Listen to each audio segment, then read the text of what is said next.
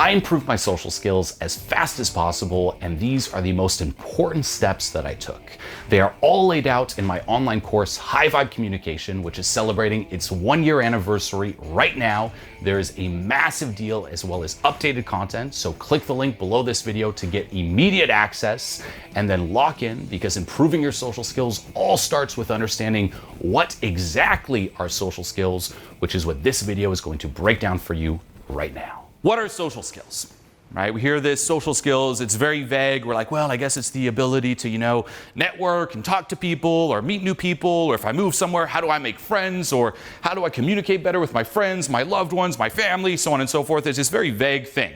And we tend to come at it with a very, you could say, analytical mind. Why? Because a lot of us who have, you could say, issues socially, just due to the way that we're conditioned, we tend to, for the most part, be quite analytical, quite logical. We're basically nerds, right? So we approach it in this very nerd-like manner. There's even a lot of promotion out there that says, hey, social skills is a science, right? It's a science. You recognize patterns and themes, and you just use your nerd brain and you figure it out. And that's not entirely true. It's more of an art form, okay? This is how I break it down. If you take social skills as, the umbrella here. Within it, 80% here is emotional skills. 20% is analytical skills. That there is really what social skills consists of, okay? Emotional skills, that's the art form. Remember this, us humans, okay, the origin of socializing happened before we learned how to speak, before we learned words. It's pre-verbal. It's this innate thing that we just all recognize. If you think of music, it's like the soul of a song. That's the foundation. That's really what it comes down to. That's 80% of it. And then 20% is that science part where, yes, there is such a thing as pattern recognition, right? If you talk to enough people, you're going to start seeing similarities, commonalities. Okay, that is also a big part of it, right? You go out and you talk to more people than you naturally should, right? If I audit my life here, again, having worked on my social skills for, since 2006, I've talked to more people than the average person would talk to in their entire lives. If you audit the average person, just based upon situations that are presented to them, they talk to, say, X amount of people. You want to get good socially? Talk to more people than that. Now, you have to know what to look for, you have to know how to break it down, you have to know what to work on, but there is such a thing as gathering a lot of references, seeing patterns, seeing commonalities. Oh, this person, their same personality as that type of person. Oh, same personality type. I know from references that if I say this at this time, it won't click as well as if I say it later on. You're going to see all that. But that's just 20%. The majority is emotional skills. And the big problem, a huge sticking point people make when starting out, if you're someone who's, again, a bit more logical, right? You like thinking, analyzing, that's me, by the way, is you try to tackle the emotional skills using the analytical approach. And that keeps people stuck. It keeps them stuck where they make a little bit of progress, but not quite the results they really want, and they eventually fall back. So there are different approaches for both, okay? The soul, for example, of a song, right? It doesn't matter if you use your science brain, how technical you are at, say, playing the song. If there's no soul, that song's going to suck, right? But then it is good to have some technicality to it versus just kind of winging it. And it's like, oh, there's a lot of soul, great, but it could be better with a little bit of technicality. That's social skills. 80% is the soul. It's what you would call, for example, someone who's just naturally social, right? There are people like that where they don't have any difficulty talking to people. They're able to express themselves, and you're like, whoa, they're just a natural. That's the 80%. For that person, they then need to tackle the 20%. They need to use their more nerd analytical mind, if you will. But this here is really the foundation. And in terms of the results you'll get, you will have much more results if you focus on this first and prioritize this. That'll get you 80% of the way. And then with the analytical skills, that'll get you that final 20% of the way. This here is the inner work side of things.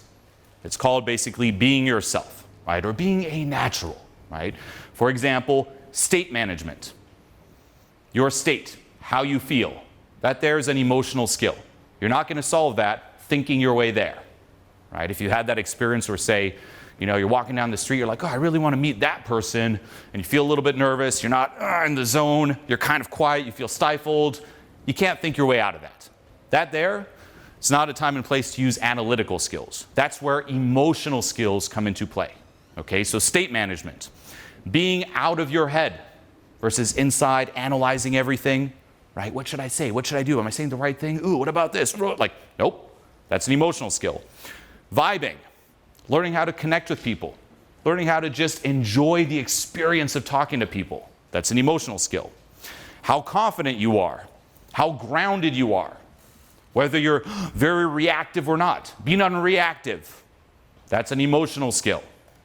Self-amusement, being in a collaborative frame as opposed to a competitive frame, right? For example, you could be in an environment, and if you assume everyone's your friend and on your side, it's very easy to relax and just let yourself shine, right? Let your true self shine.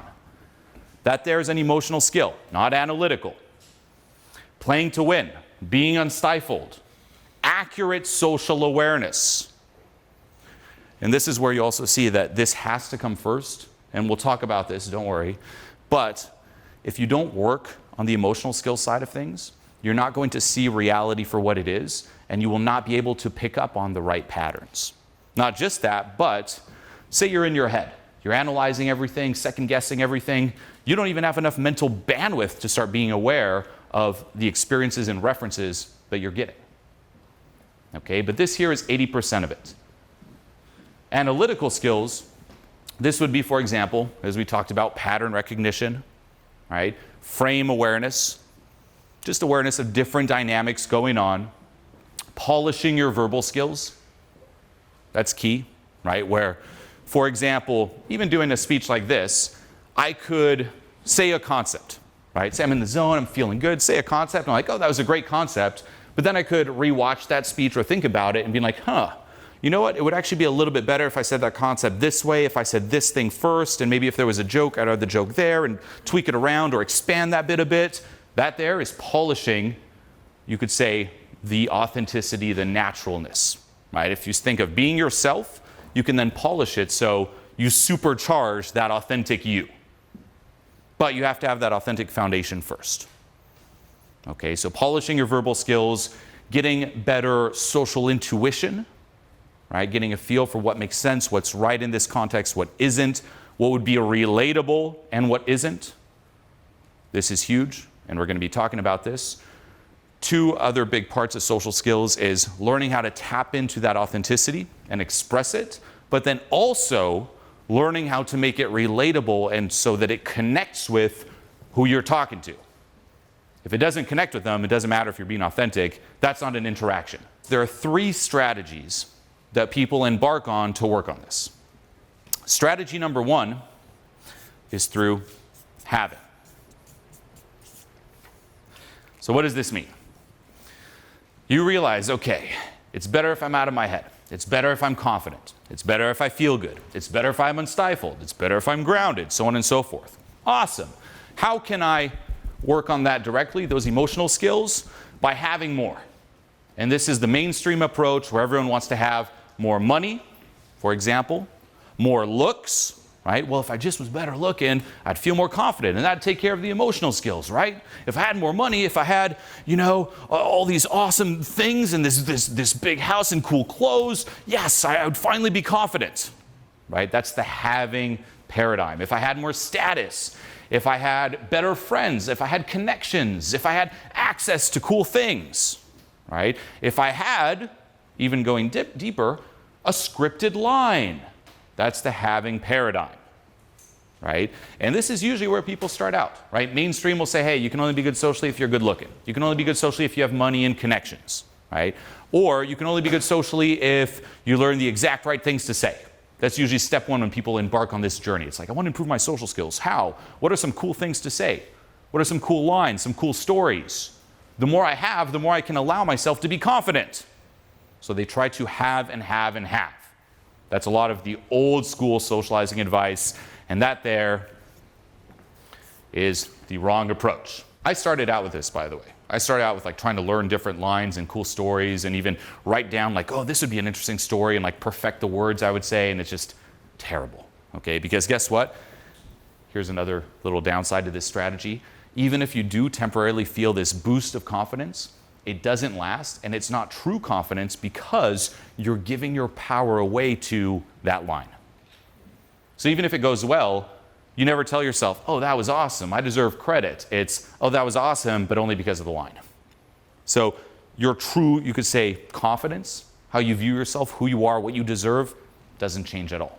It actually makes you feel worse because it's like, oh, people only talk to me if I have this line. It's not me, it's the line. I got to compensate with even more lines because I'm so terrible. Now, as things evolve, or as you go a little deeper, you enter the doing paradigm. Okay? And this here is where your strategy relies on not what you have, but on what you do. Right? So, hey, the more action I take, the more confident I can be. The more I can unlock that confidence. Right? There's this technique called building momentum. A lot of people rely on this, where if they want to work on their social skills, they realize that, say you're out, I don't know, at an environment, say it's a networking event or something, and you want to start talking to people and being confident, you know that if you just talk to a lot of people and you gather a lot of positive experiences, positive proof, positive references, eventually it will give you permission to be confident. But you're still relying on that. Right? It's like, oh, I got to do. So it's the same as someone who relies technically on, say, looks or money. You're relying on action. Right? I need to, get enough positive references, and then, I can finally be like that. Right? So momentum, different techniques, right? Oh, I realize that if I say a story and within the story I just disagree here, it creates a nice emotional spike and people rely on that, right? Or on just being able to talk and talk and talk. You'll sense you're in that doing paradigm where when you're talking to someone and say you have to be quiet, you feel your confidence and your sense of value drop. You don't feel comfortable. As soon as you're quiet, you're like, they're going to walk away, I got to talk, I got to do more. Right? It comes off as very try hard. You can never have a break. Right? That's the doing paradigm. And of course, that's the wrong one.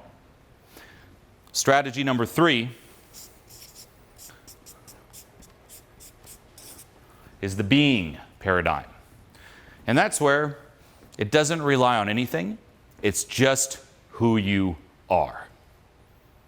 Because if you think of having and doing, you're basically using these things as crutches. The way most people approach this, in terms of the emotional skills or how confident they feel, is they feel at a core like they're down here. And they want to be up here, right? Now, the most toxic form is people try to bring others down to their level, right? If I just make them doubt themselves, question their self-esteem, then they'll be at the bottom like me, and that's terrible. But what having and doing really does is you still assume that you're not confident, you still assume you're not good enough, and you rely on having or doing to get you up here. But here's the catch. It doesn't matter how much you have or do, you're never going to change the original assumption that you're down here to begin with. If you feel like that, when you go out and socialize, when you want to meet someone, if you feel like it's this build up to, right? It's me down here and I got to build myself up. I got to build momentum. I got to take action. I got to use these awesome lines and stuff to compensate, to come off as something better than I am. You will forever feel like you're down here. Key saying from yours truly, it's only someone who isn't confident who works on being confident. And once more, you keep giving your power away to what you're doing, what you're having, never you. The approach here is, why do I need these things to be up here? Why am I not just up there to begin with? Work on this directly. And this will actually not come from this act of trying to build up to or become. It will come down to letting go, where you identify what's telling you you're down here, and we're going to be talking about this. You let go of all the lies, all the conditioning, and you start with the being. Now, the next step for you is to click the link below this video right now to get immediate access to my full step-by-step system to improving your social skills. I've personally been working on my own social skills since 2006 and teaching this since 2010, and this here is the fastest way to do so. So click the link right now, get access to the anniversary deal as well as the updated content, and I'll see you on the inside.